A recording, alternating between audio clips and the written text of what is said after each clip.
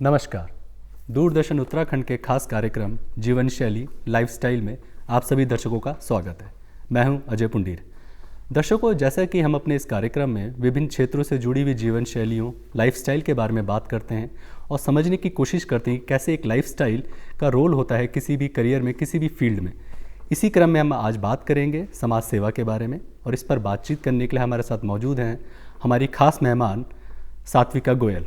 सात्विका, बहुत बहुत स्वागत है आपका हमारे इस कार्यक्रम में। सबसे पहले तो थैंक यू।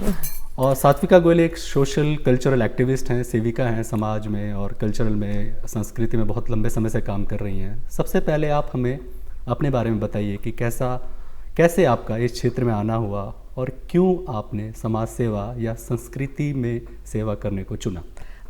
मैं देहरादून से हूँ और मेरा ये सौभाग्य रहा है कि मैं जिस परिवार में मेरा जन्म हुआ वो लोग शिक्षा और समाज के लिए कार्य करते थे। मेरे नाना नानी ने एक एनजीओ की फाउंडेशन करी थी 1946 में, नन्ही दुनिया नाम से। एंड उनके बाद मेरी मम्मा, माई मदर किरण जी, उन्होंने उसको टेक ओवर करा और लास्ट 40 ईयर्स से वो इसमें काम कर रही हैं। हमारे करीबन 8 स्कूल हैं जिसमें हमारे पास विभिन्न प्रकार के बच्चे आते हैं और हम हर तरीके के बच्चे को एक्सेप्ट करते हैं। और मैं भी नन्ही दुनिया में ही पढ़ी हूँ और मेरी ही बहुत ही ऑल्टरनेटिव और इंक्लूसिव एजुकेशन रही है, जिसमें मेरे साथ स्पेशल बच्चे, डेफ बच्चे, बहुत तरीके के विभिन्न प्रकार के बच्चे पढ़े हैं। और बिकॉज मैं ऐसे ही एनवायरनमेंट में बड़ी हुई हूँ तो आई थिंक वो मेरा एक झुकाव हमेशा रहा है कि मैं भी समाज सेवा करूँ और बच्चों के लिए काम करूँ, इस क्षेत्र में अपना जितना योगदान हो सकता है दूँ। तो आपने ये बात बताई कि विभिन्न तरह के बच्चे, इससे क्या मतलब है कि विभिन्न तरह के बच्चे और उसको एक्सेप्ट करना, ये क्या एक थ्योरी है? से क्या होता है, हमारी नॉर्मल सोसाइटी में हम लोगों ने बच्चों को डिवाइड कर दिया है, ठीक है। गरीब अमीर में नहीं, काला गोरा में नहीं, बट मेनली अभी क्या हो रहा है कि आपके एक नॉर्मल बच्चे हैं जो नॉर्मल पब्लिक स्कूल जाते हैं, फिर आपके डेफ एंड डम बच्चे हैं जो डेफ एंड डम स्पेशलाइज स्कूल में जाते हैं, देन आपके स्पेशल नीड बच्चे हैं जो किसी तरीके से डिसेबल माने जाते हैं, जैसे स्लो लर्नर हो गए, डिसलेक्सिक हो गए और भी तरीके के। बट नन्ही दुनिया की हमेशा ये फिलॉसफी रही है कि हम किसी भी प्रकार का बच्चा आएगा, हम उसे शिक्षा से या उसके अधिकारों से वंचित नहीं रखेंगे और उसे हम एक्सेप्ट करेंगे। तो ऐसे एनवायरनमेंट में जब कोई भी बच्चा, मेरा जैसा बच्चा जब पढ़ता है तो वो सोसाइटी को बहुत ही एक अलग नज़रिए से देखता है और उसको सब लोग ही खूबसूरत लगते हैं, सब लोगों को ही वो आसानी से एक्सेप्ट करता है। एंड आई थिंक ये चीज़ सिखानी अभी आजकल सोसाइटी में बहुत ज़रूरी है। तो आपने जो एक डिफरेंशिएशन की बात करी कि जो एक समाज में फ़र्क है जी स्पेशल बच्चों के बीच में और एक नॉर्मल बच्चे, तो ये नॉर्मल और स्पेशल किस आधार पे तय माना जाता है या किस आधार पे तय किया जाता है कि वो लर्निंग एबिलिटी उसकी किसी खास चीज़ के लिए अगर नहीं है, या मान लीजिए मैथ साइंस में एडेप्टिव, या आपने डिसलेक्सिया की बात की, वो तो एक बहुत पुरानी थ्योरी भी आ चुकी है कि अब नहीं, अब उनको साथ ही पढ़ाया जाएगा। तो इस पे क्या कुछ हो रहा है या किस तरह के डिफरेंशिएशन है? से क्या है ना कि लोगों का माइंडसेट अभी कैसा बन गया है ना कि अगर फॉर एग्जांपल वो नहीं चाहेंगे कि उनके साथ कोई मंगोल या डिसलेक्सिक बच्चा पढ़े, उन्हें ऐसा लगता है कि हमारा बच्चा ऐसा ना हो जाए, है ना। ये नॉर्मल माइंडसेट है आम इंसान का, ठीक है। बट ऐसे बहुत सारे लोग हैं और बहुत सारे NGOs हैं और बहुत सारे ऐसे समाज सेवी एजुकेशनिस्ट हैं जो इसको बदलने की कोशिश कर रहे हैं और ये बताने की कोशिश कर रहे हैं कि हर बच्चा अपने ही तरीके से स्पेशल है ना। फॉर एग्जाम्पल, अगर मैं बहुत अच्छी आर्टिस्ट हूँ तो जरूरी नहीं आप भी बहुत अच्छे आर्टिस्ट हो, क्या पता आप बहुत अच्छे प्रवक्ता हो, आप बहुत अच्छा बोलते हो जो आप कभी कार्य कर रहे हैं। तो हर बच्चा स्पेशल है और हर बच्चे को आप सेम मेजरमेंट में नहीं डाल सकते, है ना। ये बहुत ही अभी कॉम्पिटिटिव वर्ल्ड हो गया है, लोग कह रहे नहीं सेम चीज़ करनी है, सबको 90% लाने, बट ऐसा एक्चुअली नहीं हो सकता। सब इंजीनियर नहीं, अगर सब इंजीनियर बन जाएंगे, डॉक्टर कौन बनेगा, फिर ड्राइव कौन करेगा, खाना कौन बनाएगा।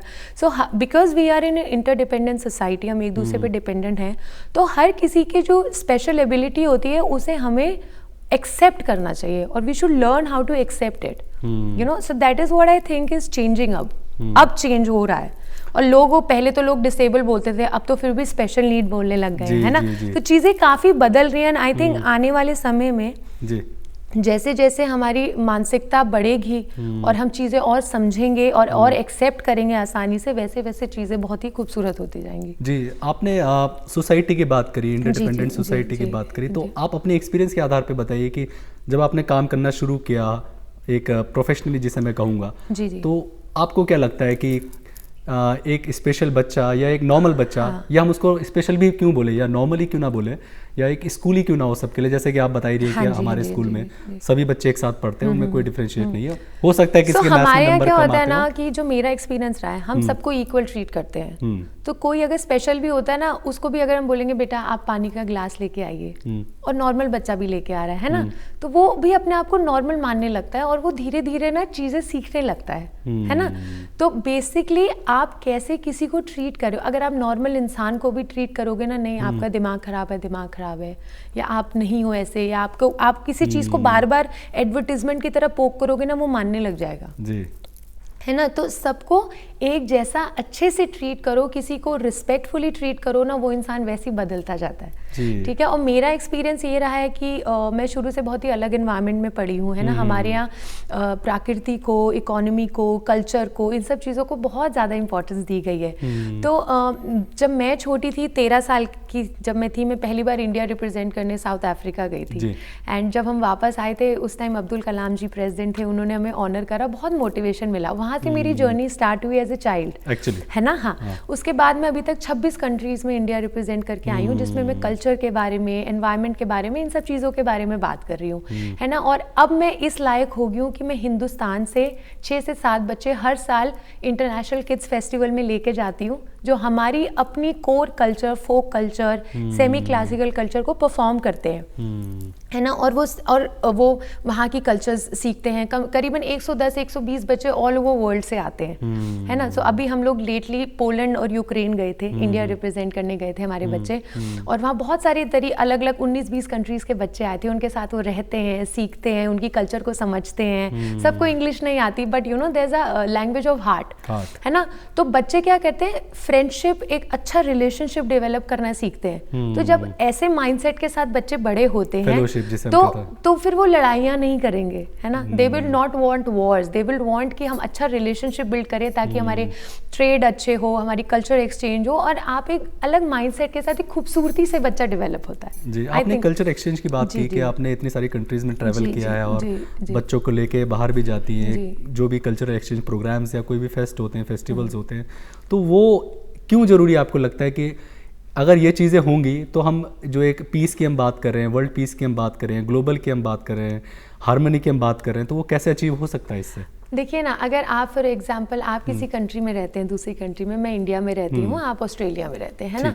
आपके साथ मेरा एक रिलेशनशिप है, बहुत अच्छा है, तो मैं कभी आपकी कंट्री के लिए बुरा नहीं सोचूंगी, ना बुरा करना चाहूंगी, है ना। मैं कहूँगी मेरे दोस्त वहाँ रहते हैं, है ना, मैं क्यों वहाँ पे वॉर क्रिएट करूँ या कोई ऐसी स्थिति क्यों क्रिएट करूँ, कॉन्फ्लिक्ट किसी भी तरीके का क्यों क्रिएट करो। अगर बच्चा इसी माइंडसेट से बड़ा होता है कि कॉन्फ्लिक्ट क्रिएट ही नहीं करना है, हार्मनी क्रिएट करनी है, तो आई थिंक रिलेशनशिप्स और वर्ल्ड एक बेहतर जगह बन सकती है फ्यूचर जनरेशंस के लिए।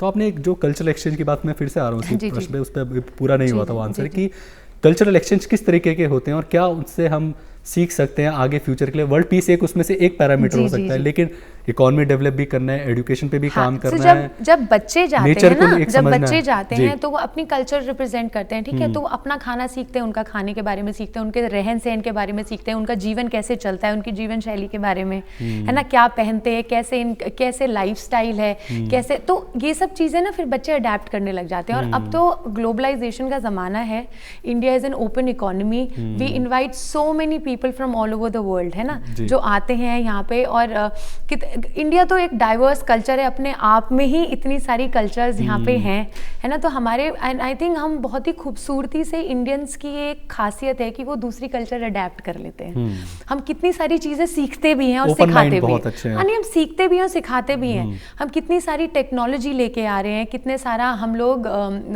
नॉलेज मैनेजमेंट अपना दे रहे हैं, यू नो, बाहर की कंट्रीज को, डेवलप्ड कंट्रीज को। हम लोग इतनी सारी चीजें एक्सचेंज, खाने से लेकर, कपड़े से लेकर, कल्चर, बातचीत का तरीका, टेक्नोलॉजी, आई थिंक सब कुछ एक एक्सचेंज का माध्यम है, और उसके बिना तो हम जीवित रह ही नहीं सकते। हम कुछ सब कुछ नहीं प्रोड्यूस कर सकते ना इकोनॉमी में, है ना। और अगर आप, सबसे बढ़िया चीज, अगर आप ह्यूमन कैपिटल प्रोड्यूस कर सकते हैं, ऐसा ह्यूमन बीइंग जो दूसरी ह्यूमन बीइंग की रिस्पेक्ट करता है, बिकॉज हम लोग एक कॉन्शियस बीइंग है ना, तो हम बाकी चीजों का ध्यान रखने के लिए हम लोग तैयार हो जाते हैं, जानवर से लेकर एनवायरनमेंट से लेकर हर चीज़ को हम, ह्यूमन बीइंग की एक ऐसी खासियत है कि हम सब चीज़ का ध्यान रख सकते हैं, है ना। तो हम लोग चीज़ें बहुत अच्छे से प्रिजर्व करके बचा सकते हैं। तो मेरे को लगता है कल्चर एक्सचेंज बहुत ही अमेजिंग है। जब बच्चे मैं लेकर जाती हूँ और जब बच्चे 1-2 महीने के बाद वापस आते हैं ना, वो अलग बच्चे हो जाते हैं, अलग बच्चे, उनका देखने का नजरिया अलग हो जाता है ना। छोटी छोटी चीजें होती हैं, वो सीख लेते हैं। दूसरी जगह जाके इनफैक्ट आर्किटेक्ट को देखते हैं कि इतनी खूबसूरती से छोटे छोटे घर बने हैं, मुझे बोलते हैं दीदी हम भी बनाएंगे ऐसी चीजें, है ना। कितनी सारी चीजें आते हैं, अरे दीदी हमने वहाँ पे ऐसा नृत्य देखा था, अब हम भी ये करना चाहते हैं। वहाँ पे ऐसे फूल उगते हैं, हमारे यहाँ नहीं उगते, दीदी हमारे यहाँ ऐसा है वैसा है। तो बहुत सारी चीजें बच्चे जो आपको सिखा देते हैं ना, वो कोई नहीं सिखा सकता, और वो एक्चुअली फ्यूचर है, तो अगर फ्यूचर ही हम बेटर प्रोड्यूस कर रहे हैं, उसको हम संभाल ले, हाँ, बच्चों को संभाल लेंगे तो एजुकेशन मेरे को ऐसा लगता है सिर्फ किताबी सीमित नहीं होनी चाहिए, है ना। आपको जीवन कैसे जीना है, जैसे पहले गुरुकुल में सिखाते थे, है ना, वैसा होना चाहिए। तो मेरे को ऐसा लगता है अगर आप ऐसा काम कर लें और आप बेटर फ्यूचर प्रोड्यूस कर रहे हैं, तो उससे बेहतर क्या हो सकता है। क्योंकि हम लोगों ने जो गलतियां करी आज हम भुगत रहे हैं, तो अगर हम बेटर चीज प्रोड्यूस करें तो हम आगे देखिए फ्यूचर के, आपको ऑलरेडी अच्छा और पॉजिटिव वाइब आने लग जाएगी कि यार हमारा तो जीवन जो है और हमारा लाइफस्टाइल है वो बहुत ही बेहतरीन होने वाला है। जी, जैसा हुआ भी है पिछले कुछ टाइम से, 10-20 सालों में एक लाइफ स्टैंडर्ड में फर्क आया है। सात्विका जी, मैं अगले ये आना चाहूँगा कि कुछ चैलेंजेस भी होते होंगे ऐसे काम करने में, वो चैलेंजेस के बारे में थोड़ा बताइए कि जब आप बच्चों को लेकर बाहर जाती हैं, उनके साथ काम करती हैं, खास करके जब आपने स्पेशल बच्चों की बात करी, तो कुछ एक चैलेंजेस भी होंगे, उन चैलेंजेस क्या हो सकते? एक तो होता है कि आपको ना पेरेंट्स का सपोर्ट बहुत ज़रूरी चाहिए, है ना। आप पेरेंट्स के बिना अगर कभी बच्चे को लेके जा रहे हो तो पेरेंट्स का आपके ऊपर पूर्ण विश्वास होना चाहिए कि हमारा बच्चा सुरक्षित है। दूसरा क्या होता है ना, जिस क्षेत्र में मैं काम कर रही हूँ, हमारे पास काफ़ी फाइनेंशियली वीक बच्चे आते हैं, ठीक है। For example if I want to take them out of India, उनको मतलब तो पैसा तो चाहिए ही ना, तो उसका सपोर्ट होना बहुत ज़रूरी है। और उसके लिए मैंने जो महसूस करा है कि काफ़ी कम मदद मिलती है। बहुत सारे लेटर्स लिखने पड़ते हैं, ईमेल लिखने पड़ते हैं, और कई बार ऐसा होता है कि मैं पूरे साल लिखती हूँ, रिप्लाई नहीं आता है, बट कभी कभी लोग दे देते हैं। तो मुझे ऐसा लगता है कि जो लोग थोड़ा सा भी सहयोग दे सके ना, अगर आप बच्चे को, मैं कह रही 500 रुपये का वेतन दे के सिर्फ पढ़ा भी सकते हैं ना, जो लोग दे सकते हैं वो दे, है ना, ताकि उसकी मतलब कि अगर बच्चा टैलेंटेड है तो फाइनेंस की वजह से कहीं अटक ना जाए। तो मुझे ऐसा लगता है ये चैलेंज बहुत बहुत बड़ा चैलेंज है। इसी में आपने जो बात करी, जो डिप्राइव सोसाइटी से आ रहे हैं, जिनकी इनकम कम है, जो अपने बच्चों को पढ़ाना भी चाहते हैं, उनकी इच्छा शक्ति कम से कम है कि वो पढ़ाना चाहते हैं, तो वहाँ कैसे मैनेजमेंट होता है, उनकी फीस, उनकी बुक्स, उनकी किताबें, उनकी यूनिफॉर्म,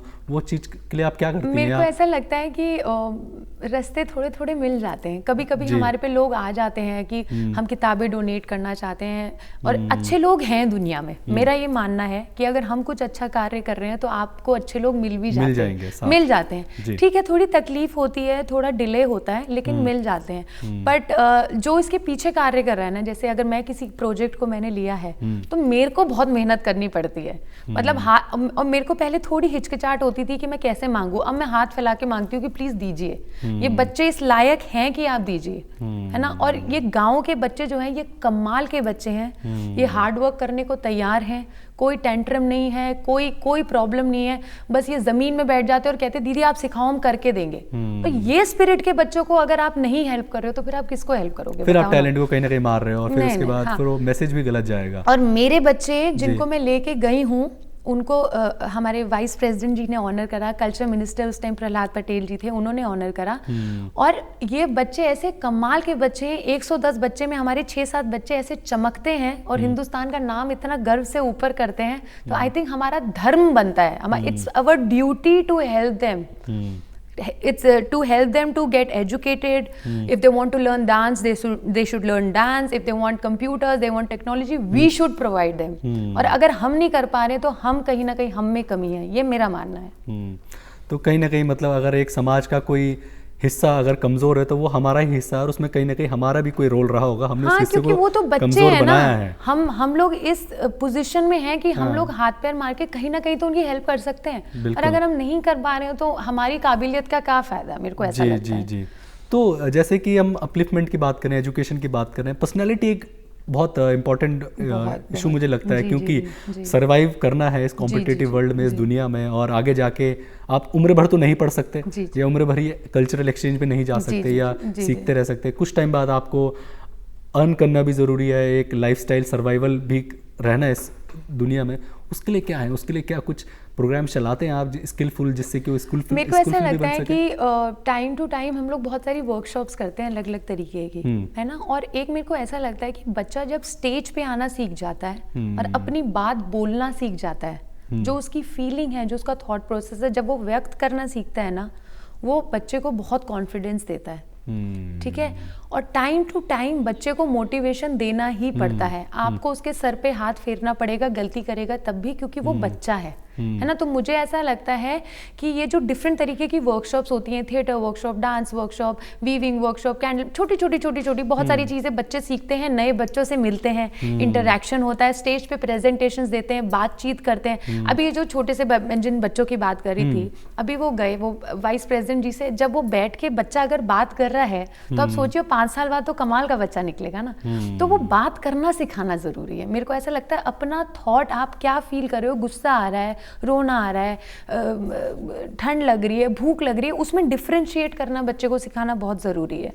तो बच्चा जो यूं बैठा होता है, अचानक से कमर सीधी करके बैठने लग जाता है, और पर्सनैलिटी इन्हांस हो जाती है। ठीक है। और समय के साथ आप पे क्या अच्छा लग रहा है, आप कैसे कपड़े पहनते हो, क्या खाना खाते हो, वो तो आपको पता लग ही जाता है ना। और उसके लिए हम भी हैं हेल्प करने के लिए।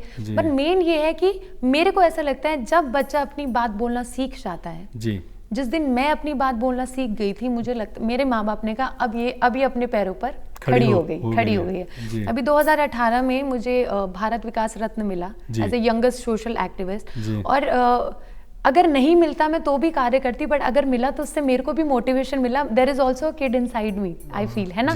तो मेरे को लगता है सडनली मेरी पर्सनालिटी में मैं मोटिवेट होगी कि मैं और देश के लिए क्या कर सकती हूँ, और देश क्या पूरी दुनिया के लिए क्या कर सकती हूँ। क्योंकि I work as an artistic instructor abroad, है ना। तो जब मेरे बच्चे किसी और इंस्ट्रक्टर के साथ काम कर रहे होते, मैं किसी और कंट्री के बच्चों के साथ काम कर रही होती हूँ। और मेरे को ऐसा लगता है एक चीज़ और इंसान को हमेशा याद रखनी चाहिए कि कोई आपसे उम्र में छोटा हो या बड़ा हो, अगर कोई आपको सिखा रहा है ना, सीख लो जी, है ना। क्योंकि आप दुनिया में सब कुछ नहीं जान सकते। तो मेरा ये मानना है कि ये छोटी छोटी चीज़ें आपकी पर्सनैलिटी इन्हांस करने में बहुत बहुत योगदान देती है। आपने बात करी कि जैसे कोई आपको सिखा रहा है तो सीख लो, तो एक टीचर का क्या रोल होता होगा, जो आप टीचर्स के साथ आप काम करती हैं या आपको भी उनको पढ़ाने का या सिखाने का मौका मिलता है, उसका कितना इम्पोर्टेंस रोल होता है, कितना बड़ा रोल? इनफैक्ट मैं खुद पढ़ाती हूँ क्लास में, है ना। तो कितनी बार बच्चे इतनी बढ़िया बात बता देते जो मैं सोचती हूँ मैंने तो कभी सोचा ही नहीं था।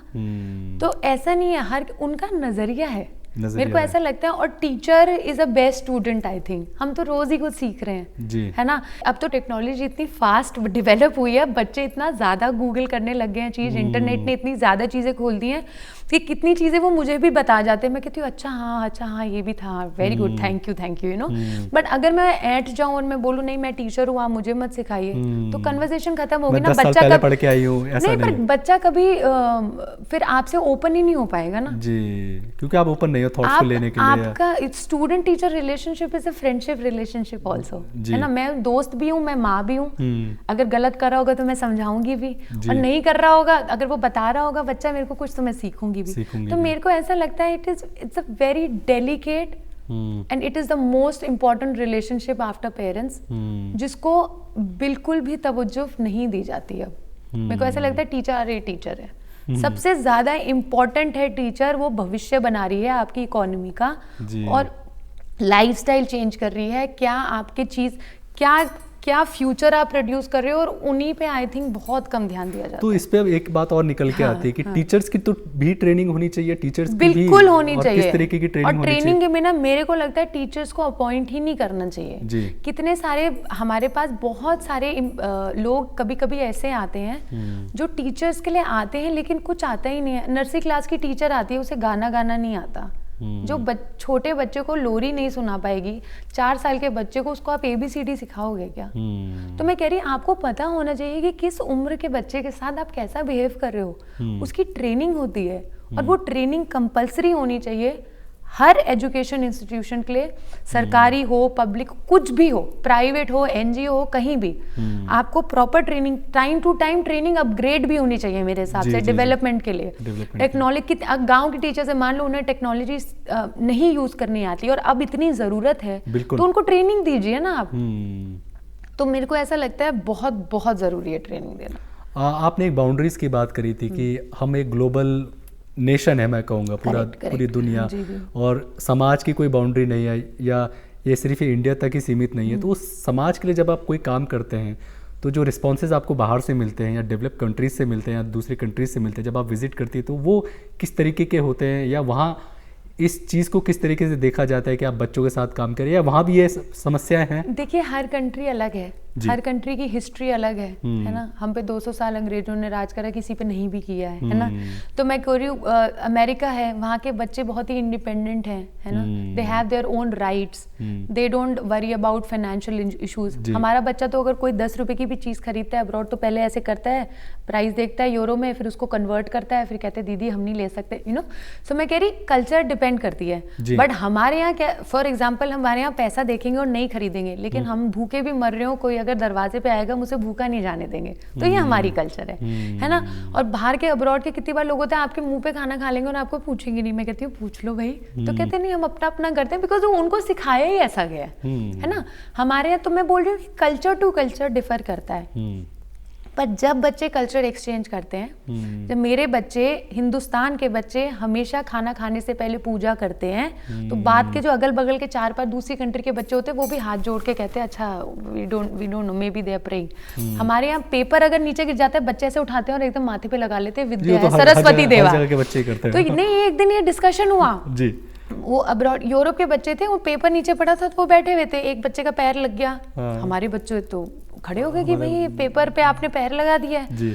तो उन्होंने बोला तो क्या हुआ, तो वहाँ डिस्कशन चला कि भाई ये सरस्वती है। तो मैं कह रही culture to culture spiritual connection जो एक हर चीज में हमारा है, वो जो एक आध्यात्मिक नजरिया हम हर चीज को लेकर रखते हैं, चाहे वो एक लाइफ हो, खाना हो, रहना हो, तो वो एक फर्क दिखता होगा। हम तो अपने से बड़ा जैसा भी है, हम तो झुक के पैर ही छूते हैं ना, और जब पैर छूते हैं तो आशीर्वाद ही निकलता है, बददुआ तो निकलती नहीं निकल सकती। वहाँ हाथ मिला, मैं कह रही it depends from culture to culture है ना। पर जहाँ हमारे बच्चों को हाथ मिलाना होता है वहाँ हाथ भी मिलाते हैं, ऐसी बात नहीं है जी।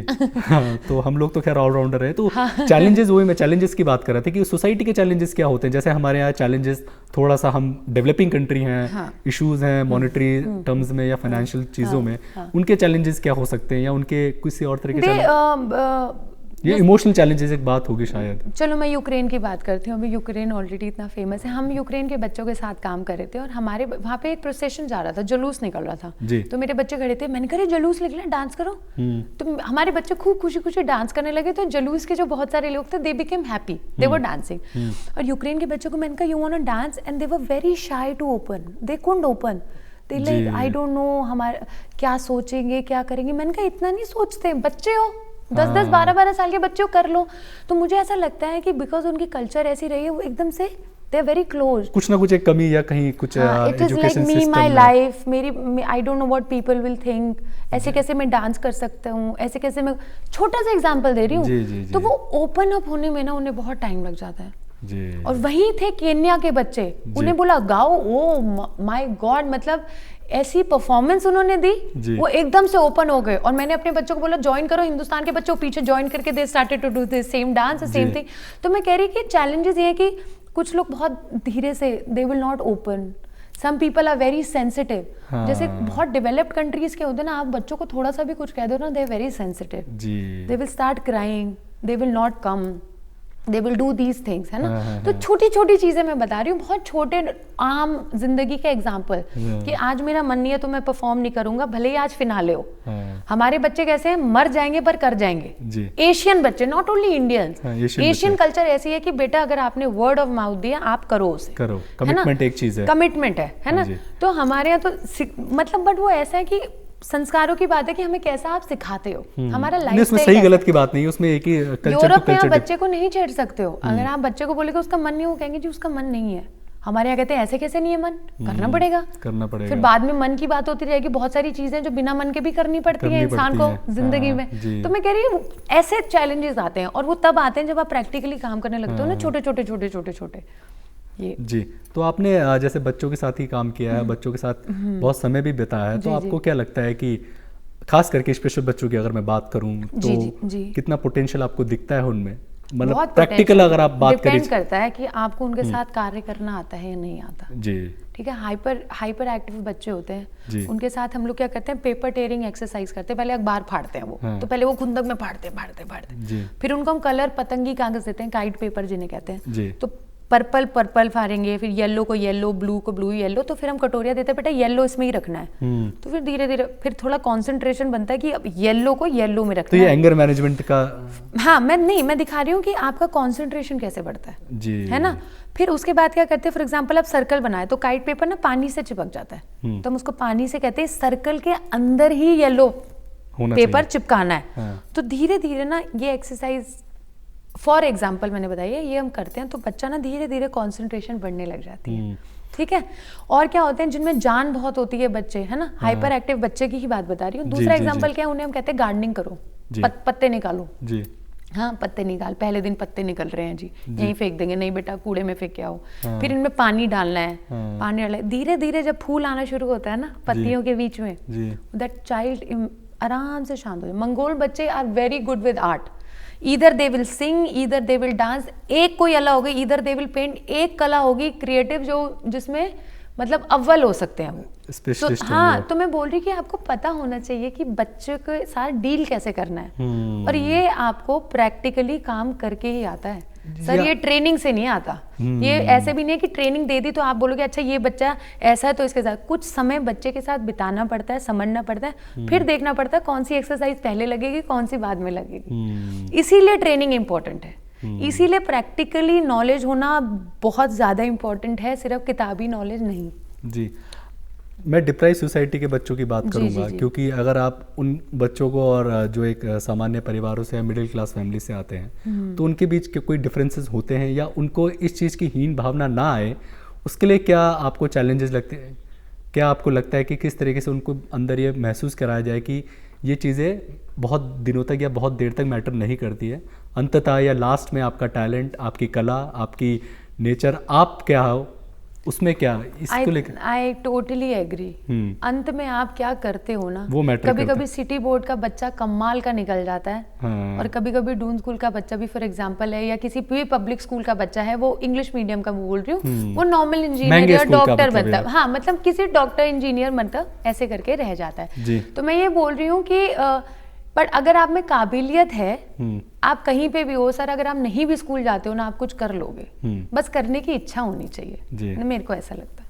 जी बिल्कुल, बहुत अच्छी अच्छी बातें आपने बताई। मैं अंत में एक प्रश्न लेना चाहूँगा, समय भी हमारा खत्म होने की ओर है, तो खास करके जब हम समाज को लेकर हम नज़रिया एक रखते हैं, सोचते हैं कि कैसे समाज को बेहतर बनाया जाए, उनमें बच्चों का विकास, सर्वांगीण विकास, ओवरऑल पर्सनैलिटी डेवलपमेंट बहुत इंपॉर्टेंट रोल है। तो आपको किस तरह की बातें ये लगती है कि हम इस चीज़ को अगर करेक्ट कर लें या ठीक कर लें तो हम शायद कहीं ना कहीं कामयाब हो? मेरे को ऐसा लगता है समाज हमारा ही बनाया हुआ है, जैसा हमने चाहा हमने बना दिया, और हम पे इतनी ताकत है कि हम इसे खूबसूरत बना सकते हैं या बिगाड़ सकते हैं, सिंपल बात है ना। तो मेरे को ऐसा लगता है, वो एक कहावत है ना, जैसा बीज बोओगे वैसा पौधा या पेड़ आएगा, है ना। तो आप जो आने वाली जनरेशन को सिखा दोगे वैसा आप फ्यूचर बना लोगे, है ना। और अब आजकल के बच्चे कमाल के हैं, नो मैटर कहाँ से आते हैं, पढ़ रहे हैं नहीं पढ़ रहे हैं, दिमाग अव्वल नंबर का है बच्चों का, और बच्चों के अंदर अब कुछ करने की इच्छा है। हम इतने सारे टीवी शोज देखते हैं, टैलेंट शोज देखते हैं, बच्चे कमाल के आ रहे हैं। तो मुझे ऐसा लग रहा है कि किसी को एजुकेशन चाहिए, एजुकेशन दो, आर्ट चाहिए, जो चाहिए दो, बच्चे कमाल के हैं। आप कराओगे तो हेल्प हो जाएगी, नहीं कराओगे तो ये बच्चे मेरे को लगता है कुछ ना कुछ तो कर ही लेंगे, है ना। और इन पे विश्वास करना चाहिए, क्वेश्चन से इनको क्वेश्चन करना सिखाओ, पर इन पे विश्वास करो, इनके क्वेश्चन सुनो। जी बहुत बहुत धन्यवाद सात्विका जी आपका हमारे साथ आज इतनी सारी खूबसूरत बातें बताने के, और बहुत सारे नए चीज़ों को, नए पहलुओं को समझाने के लिए कि ये भी हो सकता है, ये हम क्यों नहीं सोचते हैं, इस तरीके से हम क्यों नहीं देखते हैं। बहुत बहुत धन्यवाद आपका हमारे कार्यक्रम आने के लिए। इसी के साथ आज का कार्यक्रम यहीं समाप्त होता है। अगले अंक में आपसे फिर मुलाकात होगी किसी नए विषय के साथ। तब तक के लिए नमस्कार।